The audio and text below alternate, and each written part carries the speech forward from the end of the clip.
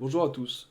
Notre groupe avons décidé de vous parler du module Computer Numerical Analysis, qui comprend en effet le projet Ground Dog ainsi que le projet Trade. Le projet Ground Dog permet de créer un logiciel de prédiction météorologique pour les entreprises.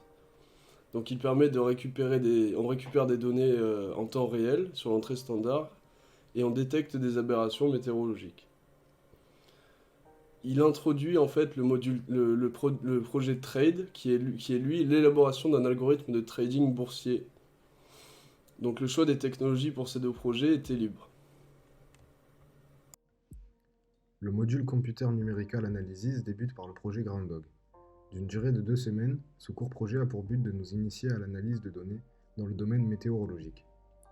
Le projet se présente sous la forme d'un prompt lisant des températures données par l'utilisateur dans l'entrée standard et en temps réel. Nous devons analyser ces données pour en calculer certains résultats importants, comme la moyenne d'augmentation de la température ou l'écart type dans une certaine période donnée en argument.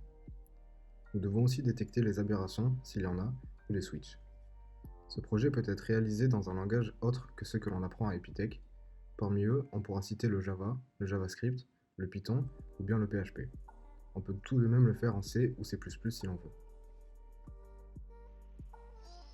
Le projet Trade faisant partie du module Computer Numerical Analysis a pour but de nous faire découvrir les algorithmes de trading en réalisant un bot avec un langage au choix parmi ceux disponibles sur la plateforme Riddle.io, plateforme elle-même utilisée par Epitech, afin de noter les étudiants lors d'une simulation de crypto trading. Les étudiants seront bien entendu notés par rapport à la performance de leur algorithme. La plateforme Riddle.io propose différents langages pour le développement des bots de trading, allant du C au Scala, passant par le CPP, le C Sharp, le JavaScript, le Java, Kotlin, Lua, LoCamL, et même Python 3, ou encore du Perl. Afin de mener à bien le projet Trade, Epitech met à notre disposition une plateforme web, Riddles.io. Celle-ci nous fournit une API et nous permet de simuler notre programme sur les marchés boursiers. Dans un premier temps, nous recevons ce qu'ils appellent les settings. C'est un ensemble de paramètres que nous devons prendre en compte et surtout respecter, tels que le portefeuille de départ ou encore le nom de votre bot pour cette simulation. Puis nous avons l'update. C'est un paquet de données telles que les valeurs des crypto-monnaies à un instant T ou bien votre portefeuille actuel. Et enfin, à la réception du mot-clé action, l'API attend de notre bot qu'il achète, vende une monnaie ou passe son tour.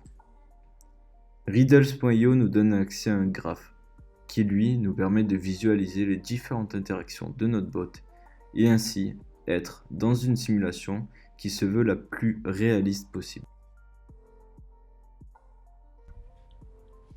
Afin de réaliser un algorithme de trade efficace et de limiter les risques, il y a des règles que nous devons respecter. L'écart type, qui va permettre de prédire l'amplitude du mouvement, l'évolution relative, elle, qui va permettre de prévoir les tendances et d'optimiser les profits, la moyenne d'augmentation, qui décrit l'ampleur des mouvements d'un actif au cours de la journée. Les traders utilisent ces informations pour établir des objectifs de profit et déterminer si une transaction doit être prise ou non. Il est également essentiel de ne pas prendre en compte les valeurs aberrantes afin de maximiser les performances de notre algorithme. Toutes ces valeurs ont été calculées grâce au projet Groundhog et nous a permis de partir avec des bases essentielles pour le trade. Là où nous parsons une donnée en temps réel dans le Groundhog, nous devons maintenant parser un grand nombre de data pour le projet trade et approfondir les compétences acquises précédemment. Grâce au module Computer Numerical Analysis, les étudiants d'Epitech ont pu approfondir leurs connaissances en C ou en C++, soit découvrir ou redécouvrir de nouveaux langages de programmation qui ne sont pas enseignés à Epitech, comme le Java, le JavaScript, le Python ou encore le PHP. D'autre part, certains d'entre nous baseront leur carrière sur de l'analyse de données dans le secteur de la Big Data. Ce module leur sera très utile puisqu'il permet de mettre un premier pas dans ce domaine. En effet, nous avons acquis des connaissances en trading et en analyse de données météorologiques au travers des deux projets présents dans ce module. Je vous remercie de votre écoute et je vous souhaite une bonne journée. Au revoir.